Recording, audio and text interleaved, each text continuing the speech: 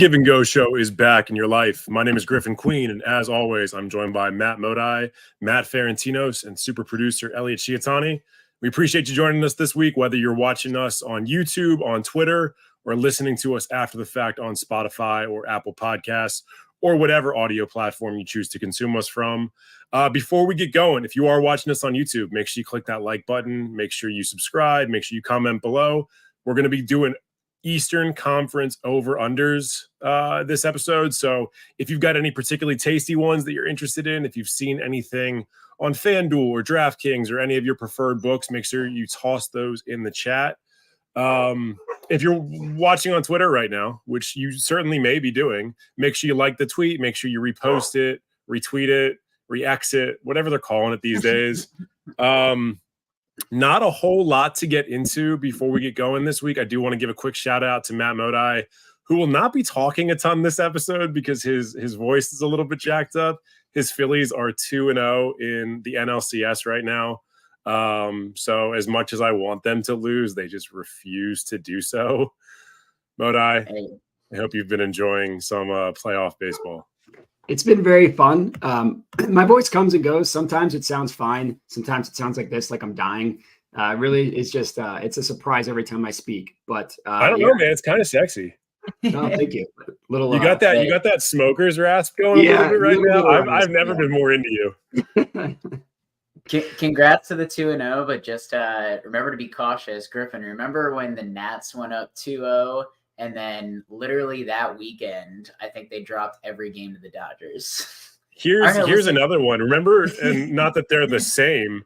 Modi's going to hop for a few minutes and then he'll be back. Remember when the Yankees went up 3-0 and then ended up losing, I think, to the Red Sox in 7? That was the start of the Red Sox dynasty a little bit. That was when you knew they were a team of destiny. So I hope that kind of happens to the Phillies. I hope they get a couple wins and then they lose some games.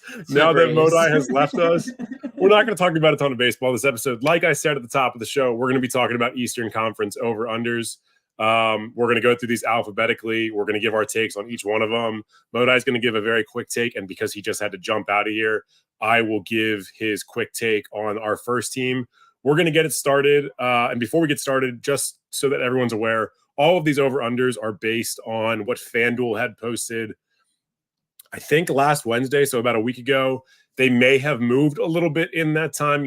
There's, just as an example, for the Charlotte Hornets, there was the Miles Bridges news that came out a day or two after our most recent episode. Entirely possible that has shifted the over-under. We're still working off of last week's data, and that's what we're going to go off of. We're going to get started with the Atlanta Hawks. Last year, they went 41-41. This year, Vegas has them at the exact same spot. They've got them going. They've got a 41.5 win total. Modi has the over on this one, and his one-sentence summary on this is, I think the Hawks could be better than people think this year.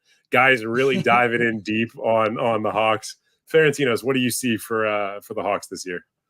Yeah, I mean, I'm taking the over as well. This one was really tough. I was listening, and a lot of people are kind of consensus on wanting to slam this over, which I'm not too confident in. But I do really like Quinn Snyder. I think he's a good coach. I know they went 500 last year with Quinn Snyder, but you're going to have another offseason, just everything to implement on his style of play, which I think will really help the team. Trae Young's taking another step, and they just have a really good roster. I mean, looking at a lot of the guys like Capella and then Okonkwo are really good combo centers there. Trae Young is always really good pick and roll guy. He's worked well with Capella in offense.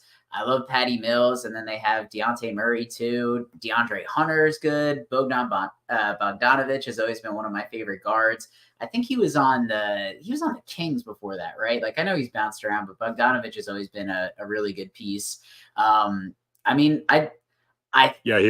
with Sacramento, and before that, he was I don't know if it was necessarily the Euro League, but he played international ball prior to his time with the Kings. Mm-hmm. Yeah, I mean, I'm going to take the over. Not going to smash it, but I do like the over for the Hawks this year. Got it. All right, so we're going to go 3 for 3 on the over because I am also going to take the over.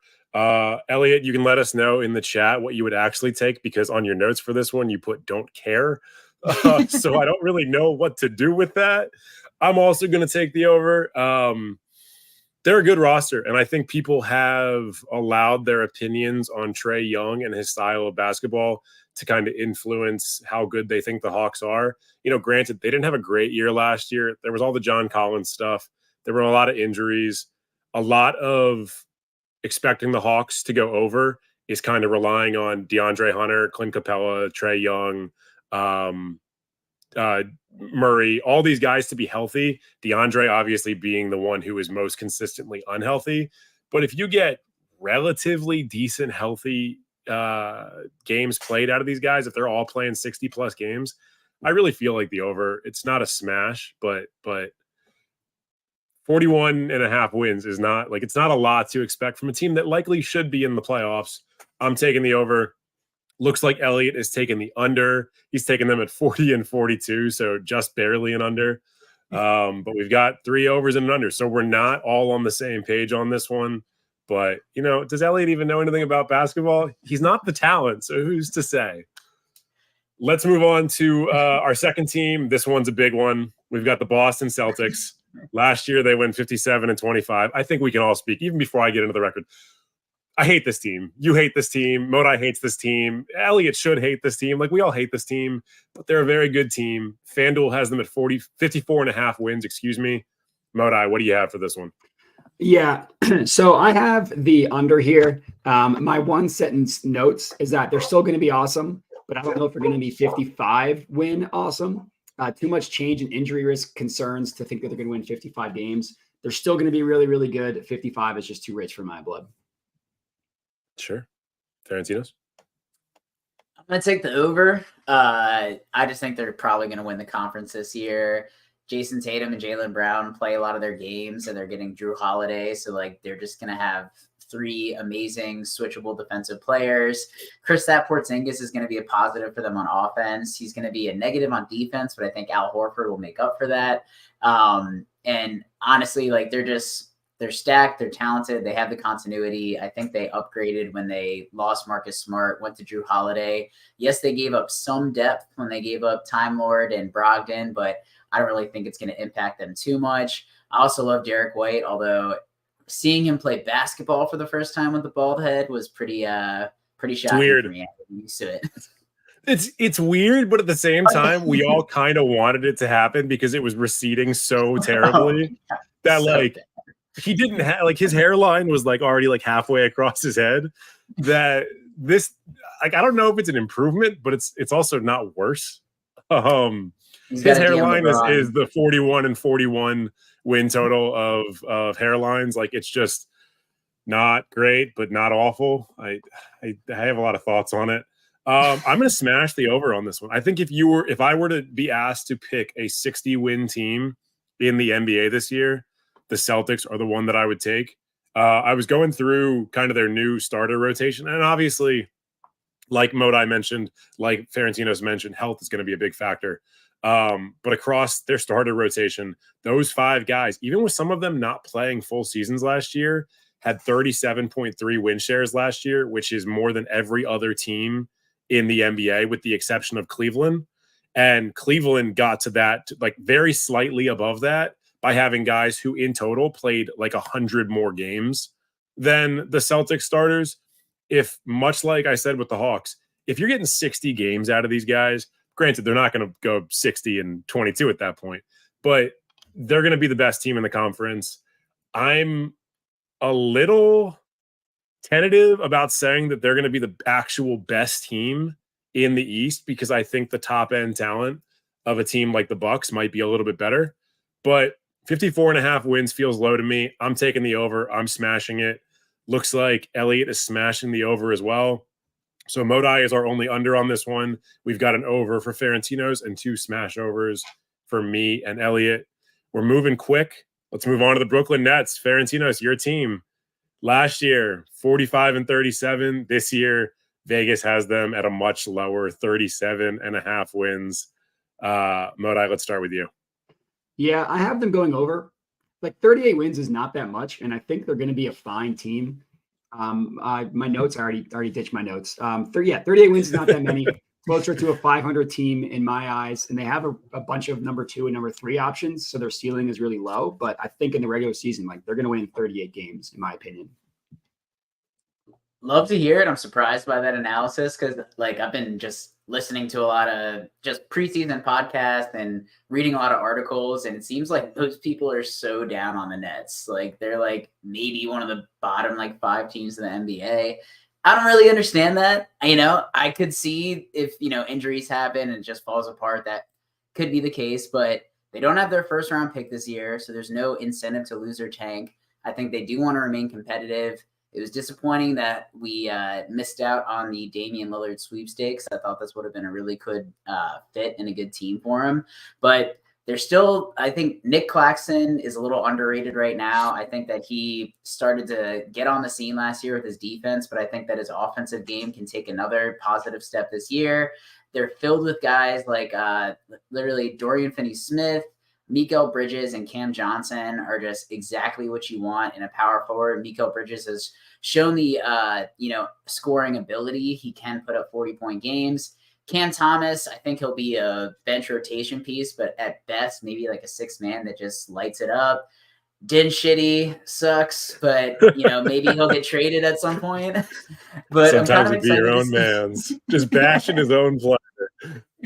But I do think that Lonnie Walker and even Dennis Smith Jr. will be interesting pieces on this team. Lonnie Walker was my last year 6th Man of the Year award winner, so that didn't really work out for the Lakers, but there's promise there. And yeah, I think the big question mark is Ben Simmons, and all I'm saying is from preseason this year, he's made some plays, got some fadeaways, little follow through on there. And I think if he's not afraid to go to the line and he can be a part of the offense and he can move and distribute the ball and just show any flashes of the defensive player that he was, I think they'll be closer to 40 wins. I think they'll definitely get the over on 37. But that's my rose-colored glasses view. We're going to be on some 5x5 watches with Ben Simmons this year. And I don't necessarily mean blocks or steals. I mean turnovers and fouls. So they're going to be whatever the 5x5 version of a triple double is. Everything that the two of you said, I agree with. I'm also taking the over on this team.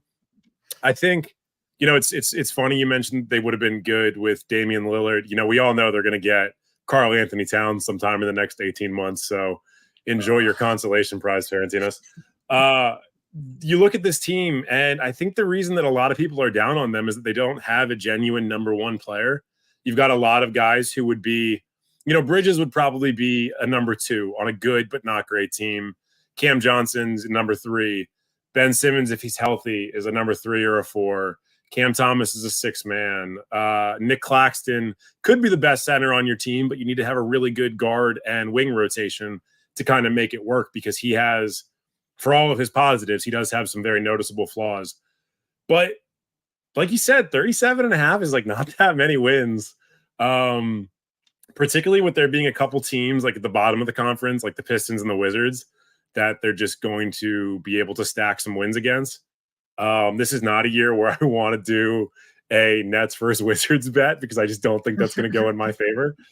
I'm taking the over. Modai's taking the over. Ferentinos is taking the over. And it looks like Elliot's saying it's a good line. He's taking the over as well. So for our first one here, we are all taking the over on the Brooklyn Nets. But they're the Brooklyn Nets, so they're going to disappoint us. They're going to disappoint us. They're going to win 30 games, and we're all going to say we missed all the signs.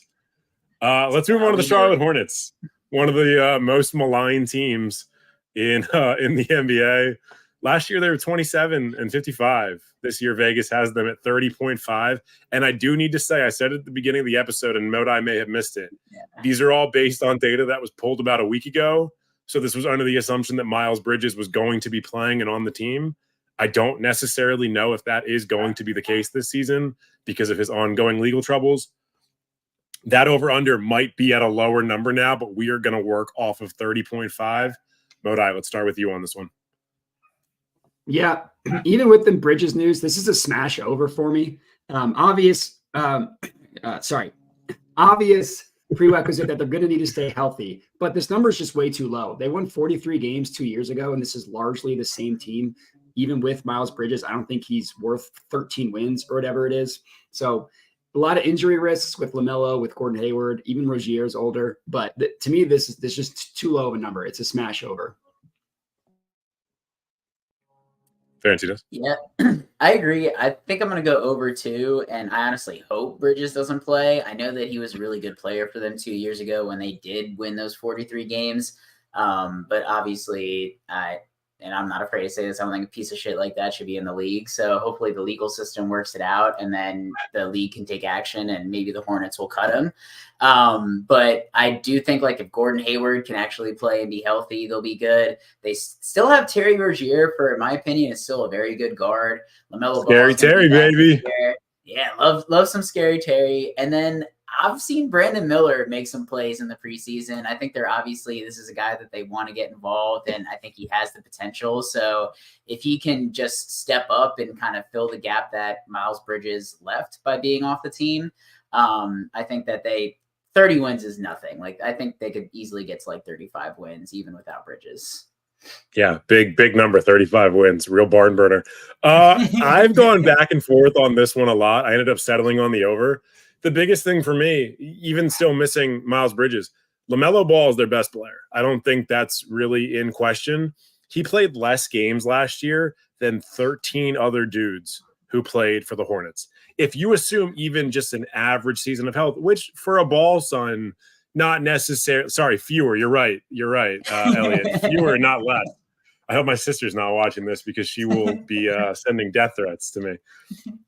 If you just assume that if he plays 45 games, it's going to be significantly more than last year. If he plays 60 games, significantly more. If he plays a 70-game season like he should for a player his age, then they're going to be a decent team. They're not going to be great. I wouldn't pick them against any of the actual playoff teams.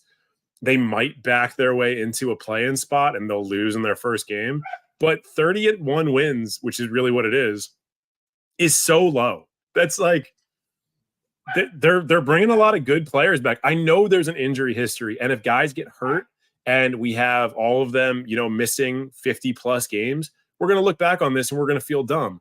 But there's only so much that you can account for injuries when you're talking about the win totals, because you kind of just got to hope that guys are going to be healthy. So just to confirm, the three of us all went over, yeah? And Moda, you smashed it?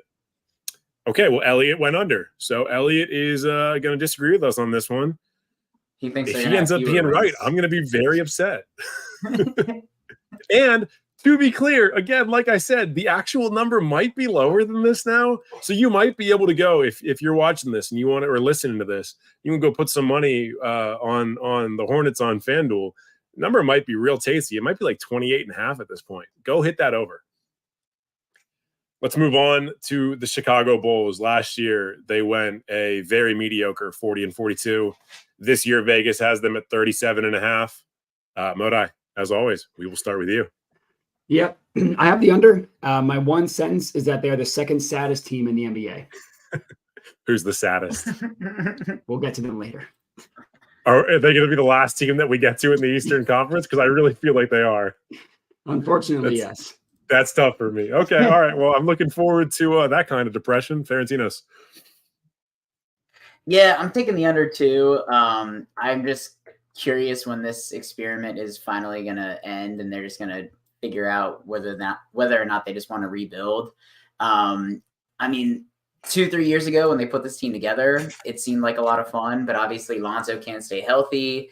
Caruso, for as great as he is, has had his health concerns last year. He wasn't playing a lot. And I mean, you kind of know what the identity of this team is and you know what the ceiling is, and it's not that great. Yeah, 2 years ago, they were really fun. It's boring. What did they finish at? Like 47 and 35, and they had that huge streak, and they were a very fun team 2 years ago, and then it collapsed. They beat the Nets, I remember, when they first came together, because I was like, oh, great. Fucking Nets can't beat any team that's actually good. And this is when they were good. So I was looking forward to that game. But yeah, I don't think they're going to – this is going to be the year where they start taking a lot less wins, and I just don't think they're going to be able to compete. Are they going to try to move DeRozan maybe? Levine, Vucevic? It'll be curious what they do there, but I'm not in on the Bulls. Funnily enough, I remember us recording our over-under 2 years ago when it was just you and I, Ferentinos. And I remember us being like, yeah, this team's going all in on offense. Their defense is going to suck. And then for those first like 50 or so games, they were one of the best defensive teams in the NBA before the injuries started racking up. So we don't know what the fuck we're talking about. I'm also taking the under on this one, and I'm smashing it. I had in my notes that last time they were over 500 last season was game 9 on November 2nd. After that, they were below 500 the entire season, basically picking up like 1 win, 2 losses, 2 wins, 1 loss the entire rest of the way through, ended up finishing at almost 500. This year, the injuries are even more significant than they were last year. They just gave Vooch a bunch of money, which I don't really fully understand.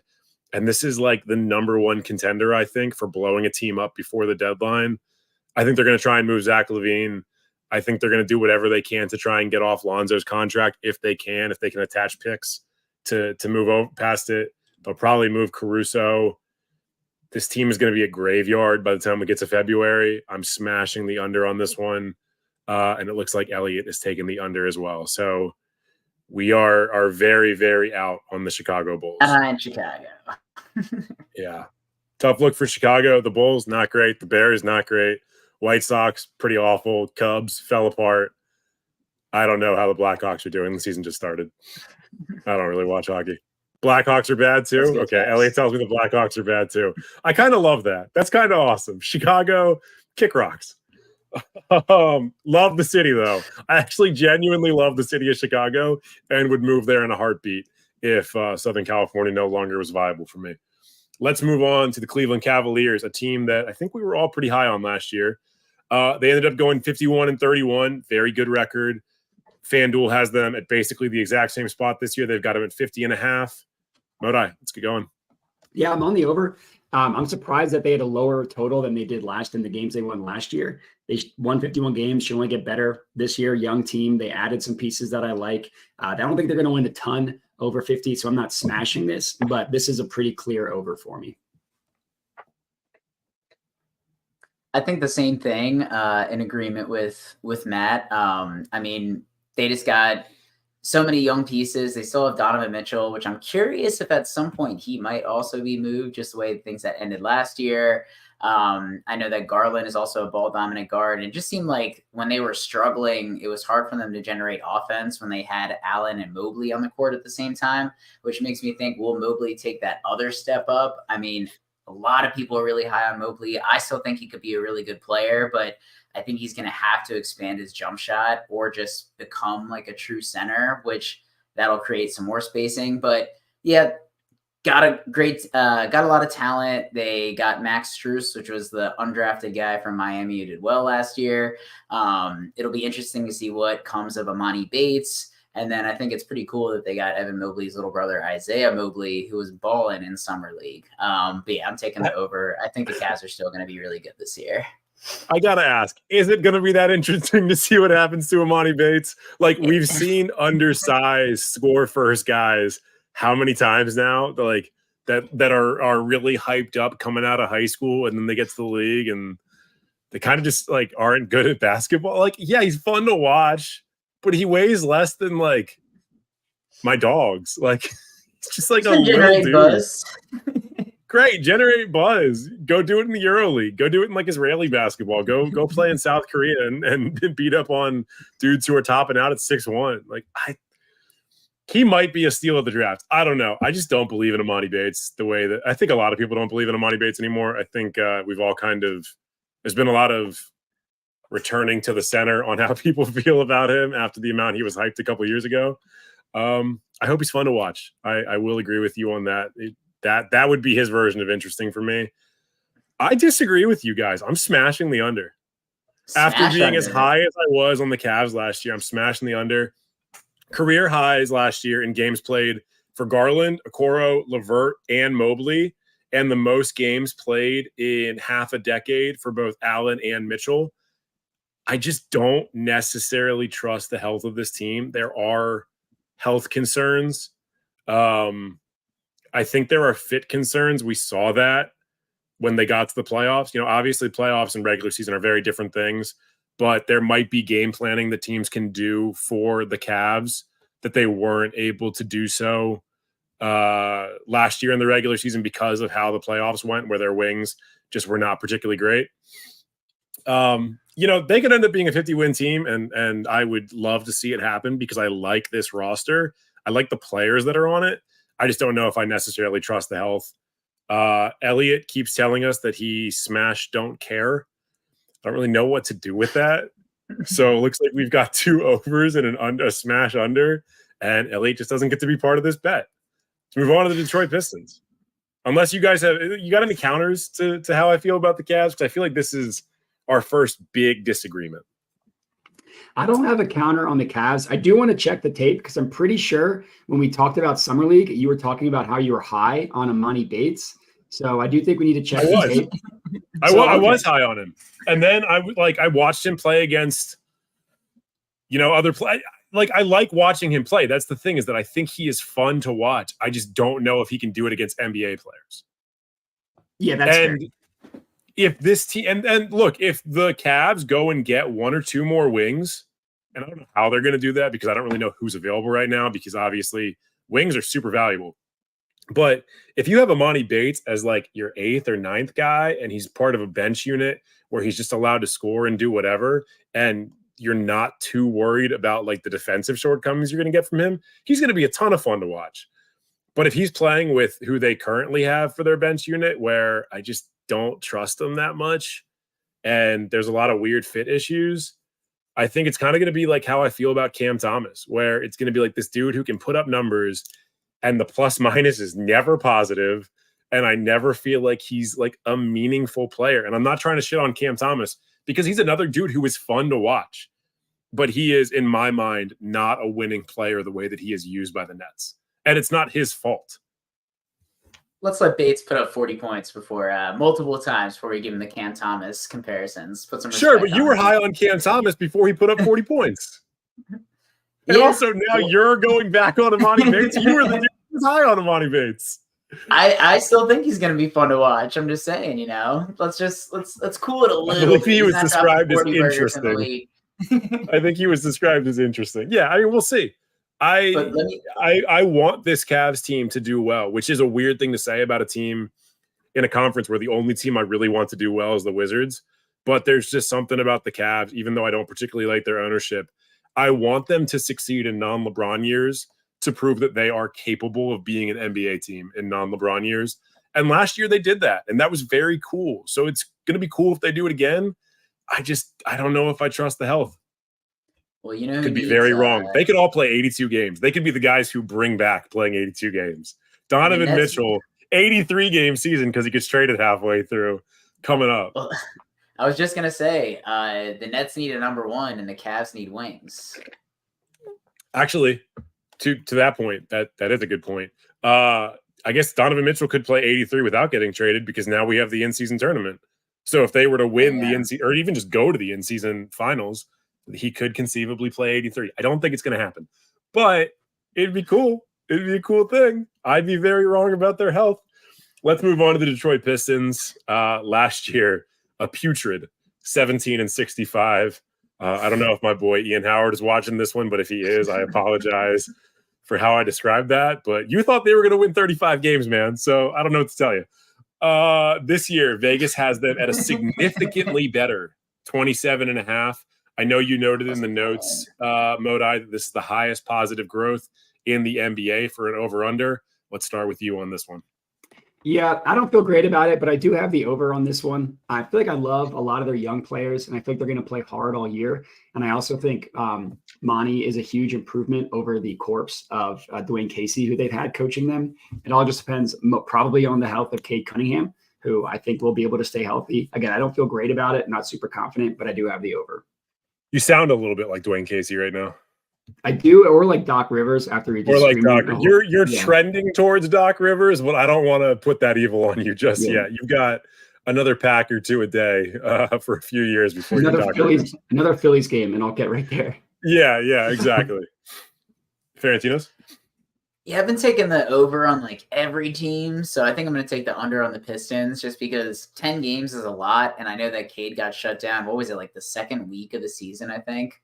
Like, because I think we were talking about your buddy Ian too, talking about how good the Pistons are going to be, and literally when that happened, it's like, well, there goes the Pistons' chances. Like 2 weeks into the season. But I mean, they won half as many games as he needed them to win his bet against me, and it was a bet for charity, so like not a big deal, but. Yeah, disappointing. I could just see this though. Like, I'm not sure what their lineups are going to be. I mean, I do love the acquisition of Joe Harris, my boy, although he couldn't make a jump shot in the playoffs that one game. But I really like Jaden Ivey, what I saw from him last year when Cunningham was out. I still thought that Detroit was more of a fun team. They're going to get Asur Thompson, who both the Thompson brothers I know are getting a lot of hype coming into the league this year. But I just still think they're a young team. I don't know what they're going to do with James Wiseman on their team. But it'll be curious. I could see maybe like Bogdanovich being a guy that they want to move. He reminds me a lot of Boban Bogdanovich. I'd get these two guys confused, but I know there's difference between them. But no, I mean, I'm just taking the under. I'm not too hot on the Pistons this year. Sure. Fair. Yeah. I mean, I understand being low on them, particularly after how last year went. Elliot asked in the chat, is Cade going to be healthy? It's the $1 million question. I'm taking the over because I believe that he will be. My hope is that last year was an isolated incident. Kind of like we said with the Hornets, and who were at 30.5.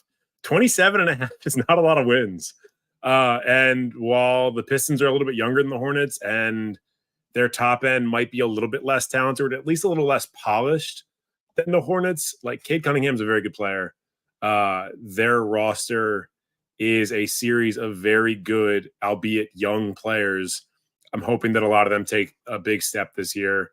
I'm hoping that we're getting a full year of Cade where he can do that floor general thing that he's so good at. And I'm taking the over on this one. Looks like Elliot's taking the over as well. So Ferentinos, you're the odd man out this time. Boo, Detroit. Come at me. But also, I get it. Like, I get thinking about, like, I'm taking too many overs. I got to pop in some unders. Do you guys, like, try and make sure that it's even across the board? I don't try. I mean, like, so the first 4 teams I picked, I went the over. I was like, okay, so maybe I got to throw some unders in here because I think a team that has, like, such a low win total, too, like, at some point, if they know that they're not going to get in the playoffs and they're not going to succeed, I feel like there is an incentive to just kind of tank a little bit, at least give younger guys some minutes that they want to develop, try different things with rotations that don't always lead to wins. So I think that's what could happen here too. Yeah. I will say I do not try and make it like 15 and 15. I think I've got maybe 17 or 18 overs to 12 or 13 unders this time, but I expect the overs to be lesser overs in most cases than some of the unders, where I think guys are going to be significantly under. The wins will probably end up in the right neighborhood. Hopefully I do better than I did last year, where I only got 13 right. So hopefully you didn't bet on anything I told you to last year, because I was real high on the Timberwolves. Let's move on to the Indiana Pacers, who last year finished at 35 and 47. This year, FanDuel's got them at 38.5. Modi, what do you have for the Pacers? I have the over as well, and this is where I made a note where the totals for these East teams are just so low. Because like it feels like I'm like with Ferentinos, I'm on the over on a lot of them, and it's just because of how low the numbers are.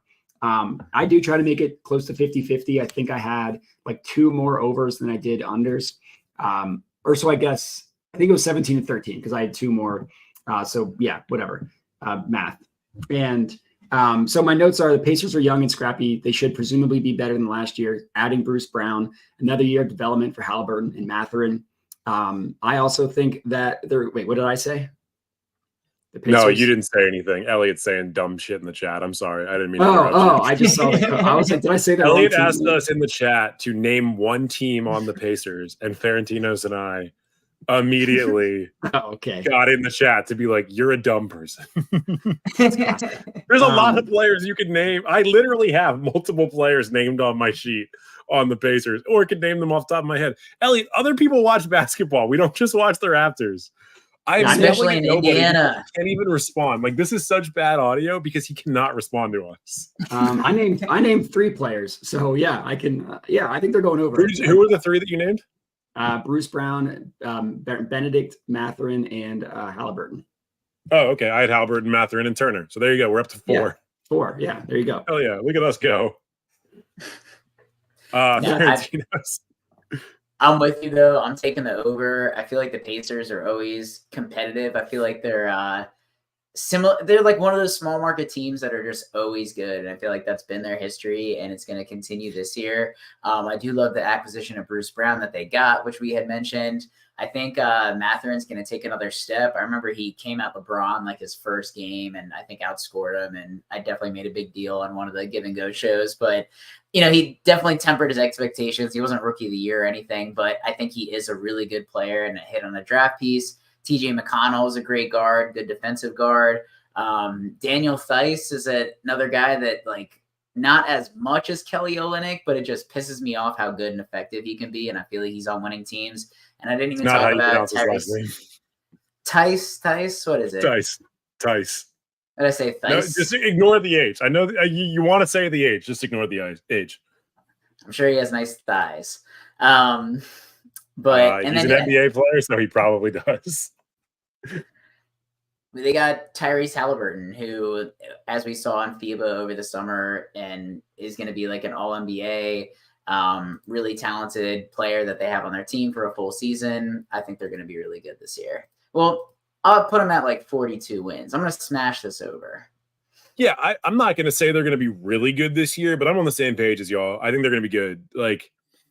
And to Modai's point about how low a lot of these win totals are, I think obviously we're kind of expecting, much like this past year, there to be this just glut of teams in the West where they're all going to be between like 43 and 47 wins and fighting for playoff seeding until game 82, 83. In the East, you've got the Celtics, you've got the Bucks, to some extent, you've got the Sixers, and you've got the Cavs, that there seems to be some sort of expectation that they're going to take so many wins from these other teams because they're going to be, between 50 and 60 win teams, that you're going to have a lot of guys hanging out in the 30s. I don't necessarily think the Pacers are going to be one of those teams. I think they're better than what's predicted for them. What I've got here is just expected continued growth for their starting 5, the team as a whole. To your point, Ferentinos, the Pacers don't like losing games. They have like a mandate either from ownership or maybe it's just the culture of the team where there's just an expectation that they are not a bad team. They can be mediocre, but they're not allowed to be like genuinely bad. I expect them to be a lot closer to the good side of mediocre than I do the bad side of mediocre. So I'm going to take the over on this one as well. And it looks like Elliot has the under on this team that he doesn't know any of the players for. Indiana loves basketball, man. They love their Indiana basketball. does love basketball. And the Pacers might be like the 5th favorite basketball team in Indiana, but that's fine because they put on a good product every year. Definitely a college area. Let's move on to the Miami Heat. Last year, they went 44-38. This year, FanDuel has them at a slightly better 45.5. But how do you see the Heat doing this year? Yeah, I have the under for them. I just think they're going to wake up when the playoffs start. And I do think that they're going to miss Max Strus and Gabe Vincent, despite the fact that they always seem to find guys out of nowhere. I do think those are like 2 very important rotation players for them, especially because Jimmy's not going to play a ton. Kyle Lowry's not going to play a ton. And they're just a team that's like the ultimate. They don't care about the regular season. So I took the under. I think yeah, I'm just thinking about this because I wanted to take the under too, but I'm going to take the over. You can. You're allowed. I think I'm going to take the over. Feeling, Jimmy Butler's photo is just the most hilarious thing too. I love that he did like the My Chemical Romance Hot Topic photo this year. It's the Amani Bates of photos. It's very interesting. I think I'm just going to trust Spo as one of the best coaches in the NBA. I feel like it's kind of like consensus that he's one of the top coaches, and he definitely gets the most out of the players that he has and the roster that he has on the team. So, yeah, I'm going to take the over. I went back and forth on this one a lot. largely for the reasons y'all put out there. I'm gonna settle on the under, despite feeling okay about the roster. You know, obviously Jimmy Butler, Bam, Tyler Hero probably gonna have a really, really good year. I think he's gonna have a really good year. I hope he's healthy. I am the number one Tyler Hero fan. I don't really know why, but I am. They were a 53-win team the year before, and they ended up having even less playoff success than they did this past year. If there is a team in the NBA that has learned that they can sleepwalk to the playoffs and still go deep, it is the Miami Heat. They're going to try and save their legs as much as possible, especially considering the way that the wheels kind of fell off for Jimmy Butler towards the end of that playoff run with the injuries that he was getting. And I think just nagging injuries he has at this point. 45.5 is not a ton of wins. So they very well could go over this. I just don't think, like I said last year, I don't think they're going to care to. So I'm taking the under on this one. And I don't think it's going to be an indictment on Spo at all, because they could be a 41-win team and still end up going to the conference finals or something like that. This will be a hard year to do it, but it's the Miami Heat. So I'm not going to rule them out by any means. Let's move on to the Milwaukee Bucks, potentially the best team in the conference. Last year, they went 58-24. This year, FanDuel has them at a lower 54.5. Modi, what are the Bucks going to do this year? It's similar to the Celtics. I think they're going to be awesome, but I also have them going under. I think they know it's not going to matter until the playoffs start. And with an older team with Brook and Dame and less depth than they're used to having, I think they're going to take a small step back in the regular season, similar to the year they won the title, where they experimented a lot in the regular season, which led to fewer wins, but led to significantly more, postseason success. I didn't really get that at first. I just kind of nodded. But we all experimented in college, just like the Bucks are going to do in the regular season. You have to. Yeah. So again, I think they're going to be really good. If they won 60 games, I wouldn't be shocked, but I think more likely than not, they're going to go under. Sure. I'm going to take the over. I just think that Giannis himself generates so many wins. Just he can carry them to so many wins. He's a freak that's going to stay healthy and play every game. And with Damian Lillard, just like seeing the two of them play together and their chemistry already, they were at 58 wins last year. I don't see any reason why they can't get into that 56 win, like 54 to 58 win range again. I just can't wait to see more of what the Bucks look like with those Dame Giannis pick and rolls. Like, it's just going to be a lot of fun to watch, like in critical situations. If they have games where it is come down to the line and they're in those situations, I'm curious how the offense is going to run. But yeah, I mean, I think Bucks and the Celtics, clear top two teams above everybody else. They are an older roster. I'm not sure if Middleton is going to start the season healthy, so that's another question mark there. But I think I'm going to take the over. I'm actually going to smash the over for the Bucks here. Got it. Wow. Smash over. Okay. I'm going to go in the other direction. I'm going to go in the same direction as Modi. I'm going to take the under. While I do honestly think that I would pick them against the Celtics in the playoffs, their depth is an issue.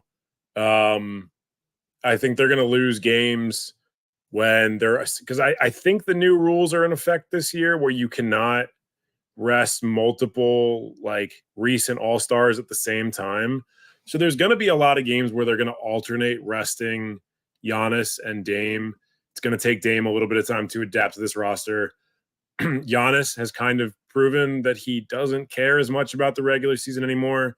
He's kind of won the big awards. He's won a title. He cares about winning a title. They're going to be a 50-win team. By no means do I think that they're going to be in the 40s, but I just kind of like I said with the Heat, I don't know if they necessarily care, but they're more talented across the board than the Heat. And just by virtue of Giannis being able to put up 30-20 games when he kind of feels like it, they're probably going to be a 50-win team. I don't feel great about the under, but I'm taking the under on this one. Elliot has the over, but it looks like in the chat he has them at the under. So that's confusing. I'm going to say he's taking neither, and we'll see how it goes. He has the under on the sheet. He has the under? Okay, so he's ignoring his own sheet. Maybe we swayed him, Modi. Maybe our arguments were better than Ferentinos'. I don't know. Either way, What's up? I'll hit Dame Dollar with a guest feature on his next song if they hit the over. Yeah. You just start doing like Dame time shit all the time. He's gonna get you on a SoundCloud track. Big Tino's coming back at you. First time in 13 years. Kind of wish. Gotta start again sometime. Yeah, I guess that's true. You know, it's hip hop. You never really retire. You just kind of leave for a little bit. Let's move on to the New York Knicks, who went 47-35 last year and are projected this year for 45.5 wins. Modi, the mecca of basketball. How's it going to be? I have them going under. They have a fine roster, but basically they're good every other year. This is the bad year. Them and Julius Randle every other year, they're good. This is the bad year, so I have them going under. I might change my take because I forgot about the every other year Julius Randle. Shit. All right, Ferentinos, I'll let you go while I think about this. I was looking at the roster. I mean, I'm going to take the under too. I just think they overachieved a little bit last year. I think they came as a little bit of surprise to everybody else.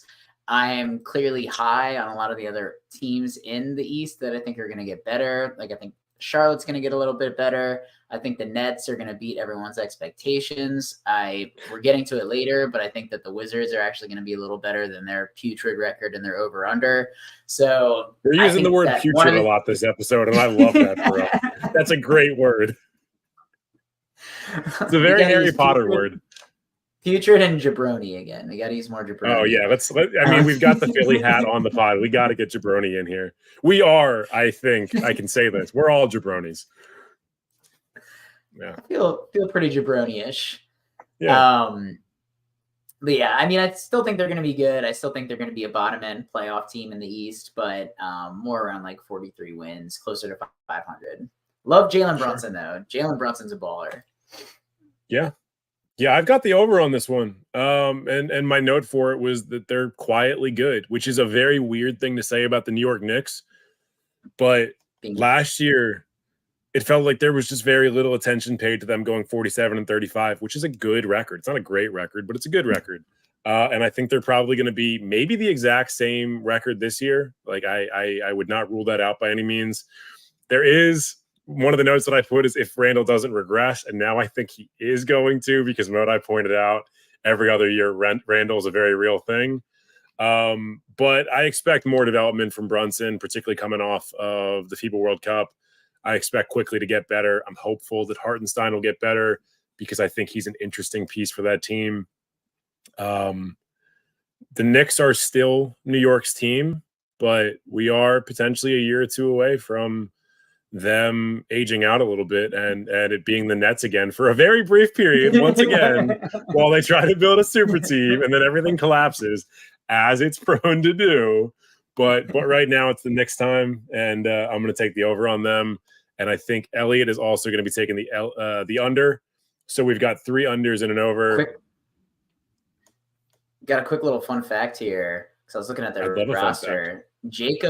Jacob Toppin, I saw an article, reunited with his brother Obi Toppin, but I'm pretty sure Obi Toppin is on like the Pacers now, I think. So I was looking for Obi Toppin on the roster. I just thought that was funny because with the Mobleys and the Cavs, see a lot of brothers together, and I think it's kind of funny that as soon as Jacob goes to the Knicks, Big Bro gets get the Morai twins back together and then like put them in prison. I don't need them to be on an NBA team. That's how I feel about that fuck ass family. Let's move on to the Orlando Magic before I get real aggressive. Got a good clip right there. Yeah. Probably shouldn't clip that. Let's move on to the Orlando Magic, who last year went 34-48, and this year are projected to go 37.5 wins. Modi, how do you feel about the Magic? Yeah, I have this is another over, mostly just because the total's just so low. They're another young and scrappy team that I like. I like Paolo. I love Wagner. Even Fultz has made some like pretty significant improvements, which I really think is cool to see. They're going to play hard, and there's going to be probably 5 games this year where they beat a contender who's basically quote unquote taking the night off. So I have the over on this one. That's a good point. That they're going to win some games where guys just don't show up. Interesting. I'm going to take the under. I still think that they basically ran the team with Paolo and Franz Wagner last year. I just think that they're still a young, inexperienced team that is going to be one of those teams that probably has to do a lot of lineup turnover to figure out what they want to do, who's going to get minutes. They still have a lot of injury risks on their team. I do think Paolo Banchero is a boss, and Wagner's a lot of fun to watch too. They both really showed out in the FIBA tournament. So they're going to be interesting. They're definitely going to be one of the league pass teams that I'm going to pay attention to this year, but I'm going to take the under on the Magic. You're talking about Mo Wagner, right? Not Franz Wagner. Obviously, you're a Mo Wagner guy. He's the better of the two. No, you're talking about Franz. I'm just fucking with you. Franz Wagner, yeah. No, Mo Wagner's also on the team though. But yeah, I mean, both. Yes, he is. He is the inferior brother. Like, let's call it what it is. He's the inferior brother. Elliot is asking us if Isaac is back. Jonathan Isaac, I believe, quote unquote, is healthy. But what does that mean for him? Like, do we actually expect him to play?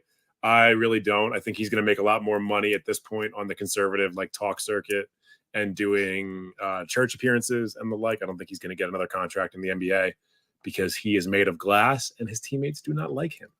I'm going to take the under on this one. And the thing is, I think this is a better team than last year, but they're an absurdly young team. They have a lot of players, with the exception of Markelle Fultz and one or two other guys who have only been in the league, 3 or less years. They got, I think, Jason Black this past year, who is going to be a talented player, but you're going to have a lot of first year, second year, and third year players that you're going to be relying on. And a lot of those even third year players are guys who are 20 or 21 years old. Anthony Black, thank you. Is Jason Black a porn star? Who is Jason Black? Did he fight? Is he an MMA fighter? Jason Black is in my head. Someone look up Jason Black and tell me if that's a real person. And if he's a porn star, tell me later. And then look him up. Oh my! You don't need to go in. Don't go to picture search. I don't need you to view what he does. Just tell me who he is. He's the he might not be anybody. CEO of Black Ink Entertainment. Got it. He has an IMDb. I don't think that's who I'm thinking of. Doesn't matter. I'm thinking of somebody. Film producer. I don't know. Yeah, Phil. Yeah, maybe he makes very specific films. Maybe I see him in the end credits, and he's stuck in my head because you got to wait around for the credits. I was gonna say you wait around for the credits. Yeah, I skipped the credits. The credits are the best part. Everyone knows that. You wait for what's right before the credits, and then the credits, and then you cry in the shower for a while. Maybe that's the process. The era of the Marvel movie masturbators. You got to wait till the end of the credits for something good. That's why a lot of people were getting kicked out of theaters because they thought they'd be the only ones still there for the credits, but a lot of people were waiting around. A lot of families, a lot of kids. I'm taking the under for this one. I'm not super confident about it, but I'm taking it. Elliot is smashing the over, and he says this is his biggest smash ever, to keep in line with our current porn conversation. And so that I can dodge this topic, I'm going to move on to the 76ers, a team that is both near and dear to Modai's heart and one that probably drives him more insane than any other team. Last year, they went a pretty strong 54-28. This year, they're projected for only 48.5. Modai, are your Sixers going to hurt you again this year?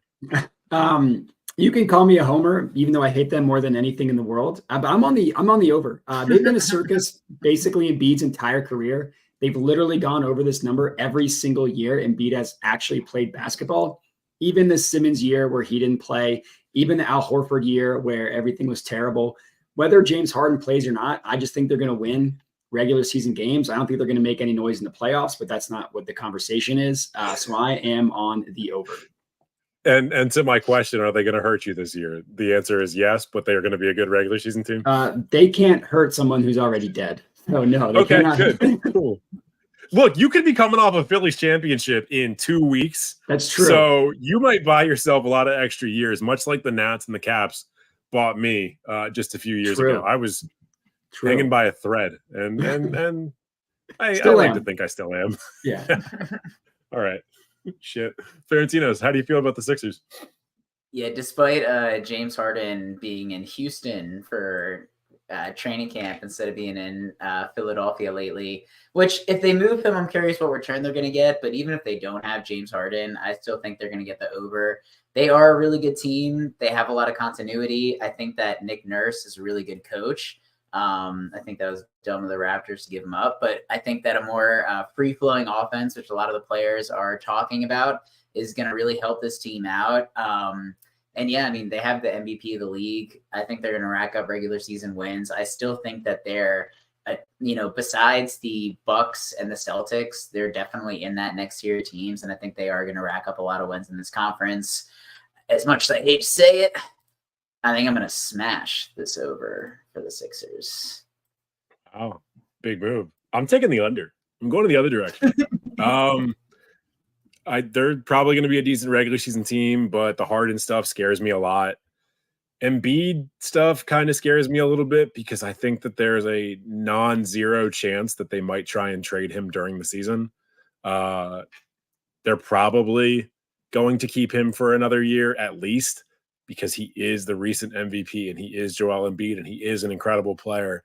But if the right team shows up with just a king-making offer, I don't know if I necessarily think the Sixers are going to keep the process going.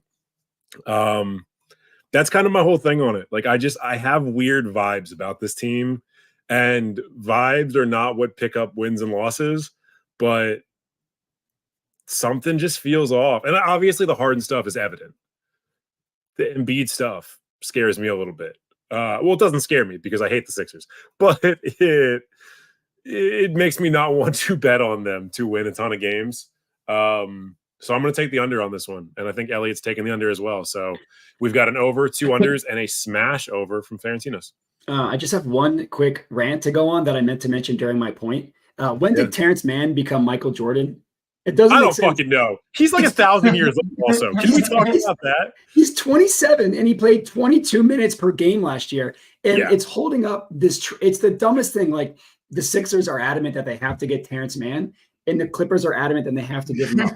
Who the guys they talk about Terrence Mann, and this is like not just the thing the teams do. Like, media members talk about Terrence Mann like he's Paolo Banchero, like he's a 20-year-old fucking power forward who can do everything, and it's like he's a utility piece that comes off the bench. Who is this guy that you're obsessed with? He's 27. It doesn't make any sense. He should not be the sticking point of any trade on either side. It's the dumbest thing in the world. Hand to God, man, I don't understand it at all. Like, I don't, like, I get it. He does do the Swiss Army knife thing well. That should not hold up your team potentially being a genuine contender. I know you want to have 1,000 wings, but you're the Clippers. You already have 1,000 wings. Fucking move past it. It's so dumb. It's so dumb. I just had to say that. I'm glad you said it because we didn't get a chance to talk about it last week. I don't think we talked about Terrence Mann at all. But now that we know that that's like the holdup on the Harden deal because everyone is saying it, get this deal done. Bring Harden to LA. Like, stupid. Let's move on to the Raptors before I beat my face into a wall. Last year, they went a perfectly mediocre 41-48-1 because they're a perfectly mediocre team. Just got to say that. This year, FanDuel has them at 36.5. Modai, how do you feel about the Raptors? I'm smashing this under. Sorry to Elliot. I'm smashing the under. Their GM hates the team and wants to trade all of them. All of them hate the GM, and I don't understand what's going on. If they weren't in Toronto, they'd be just as much of a circus as like all the other teams that we're used to seeing, but they recently won a title, so nobody cares. If they actually keep their team and they play basketball, I think they probably will go over this. I'm just not projecting that. So that's why I'm smashing the under. Smashing. I think I'm going the other way on this. I think our producer's going to like this, but I'm going to take the over on the Raptors.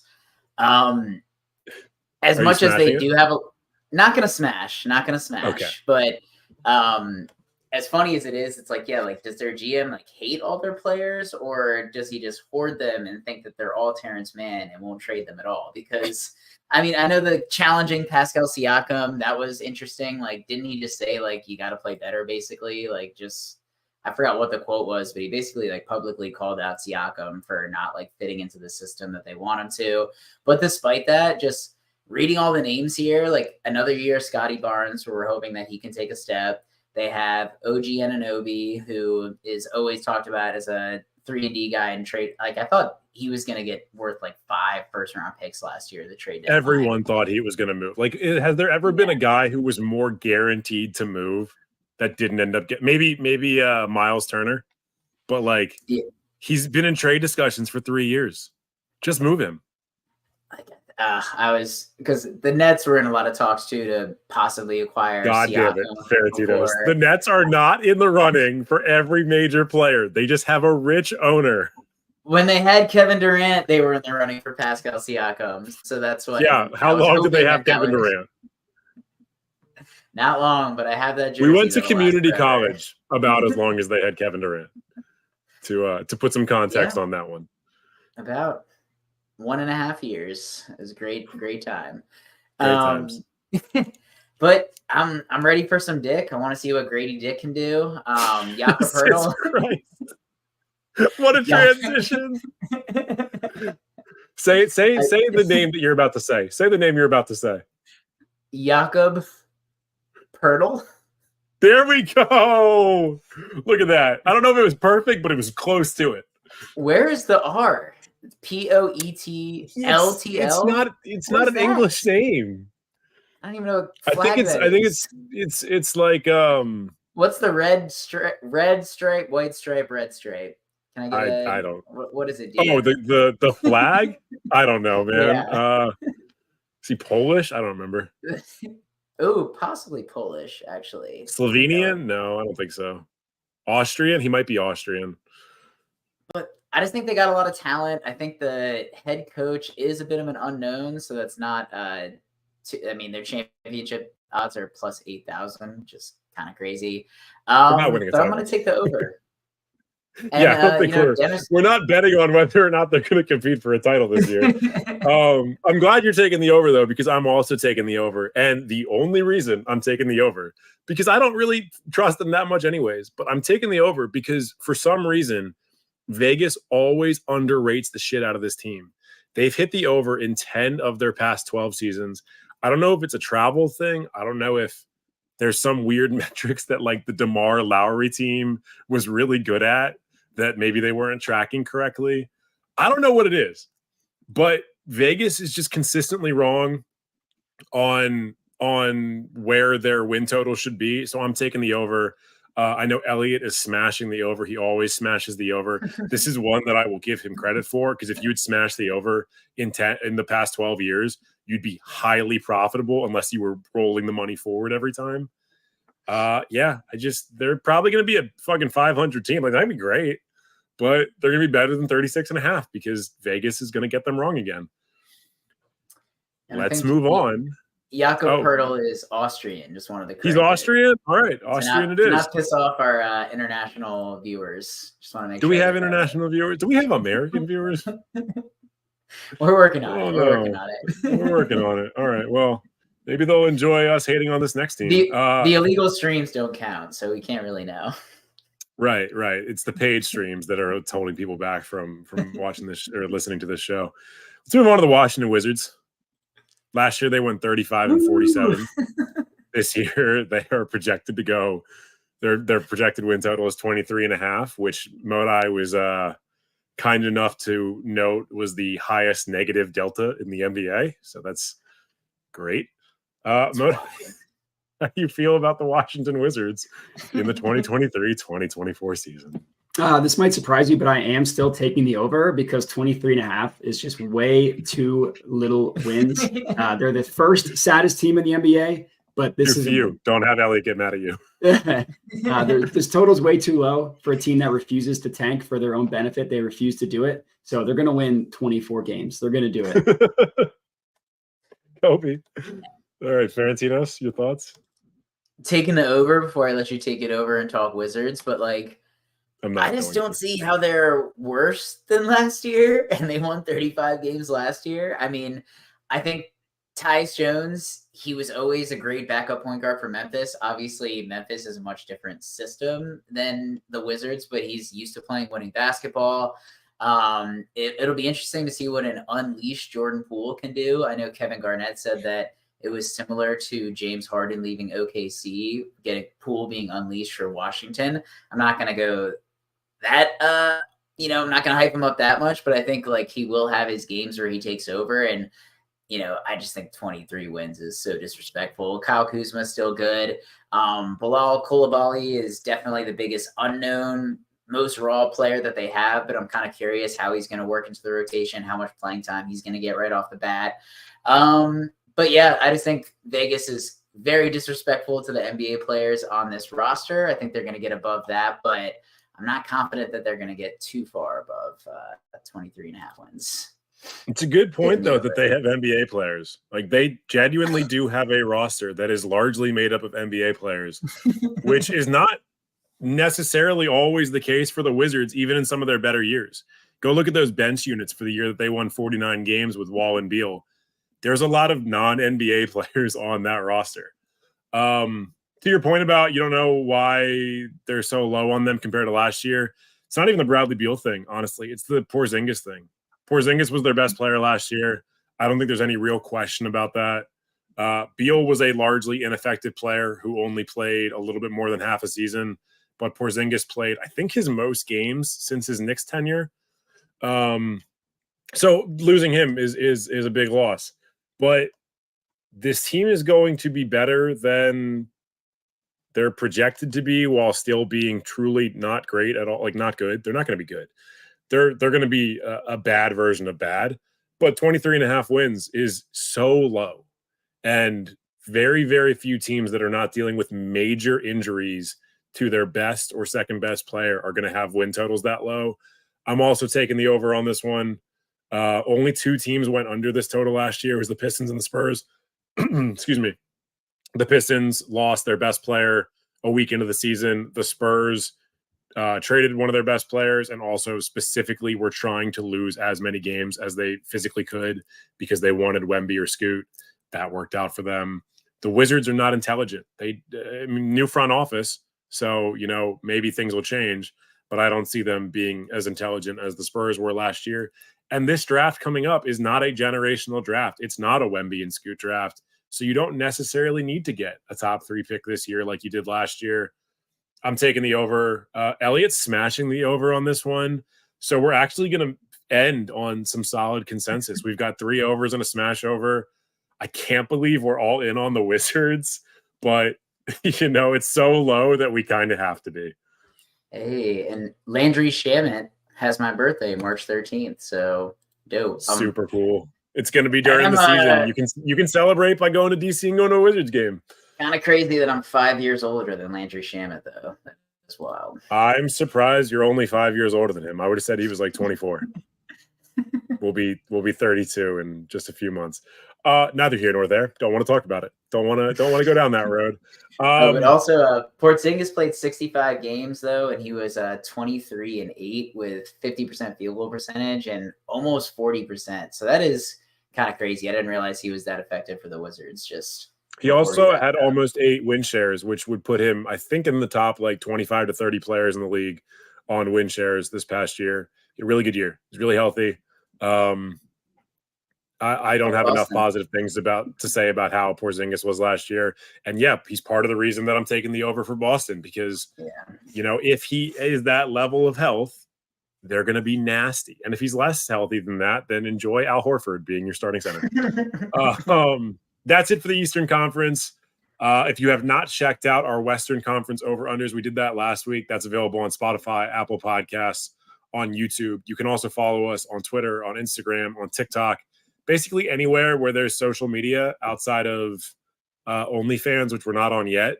We've got something there. We're going to get on Telegram, and we're going to start like marketing ourselves specifically towards conservatives and people in the Middle East. So look forward to that. Anything else before we get going or get out of here? We have a week until the season. I think it starts this coming Tuesday. Yeah, can't wait for opening night. Yeah, opening night is next week. So when we are back either next Wednesday or potentially later in the week, depending on how the Phillies playoffs go, we might need to, push back a day or two. We will talk about the opening of the season. We've also got, our early season projections for who we think is going to win MVP, Rookie of the Year, Defensive Player of the Year, and all the other big awards. If you're still here watching the live stream, we appreciate you tuning in.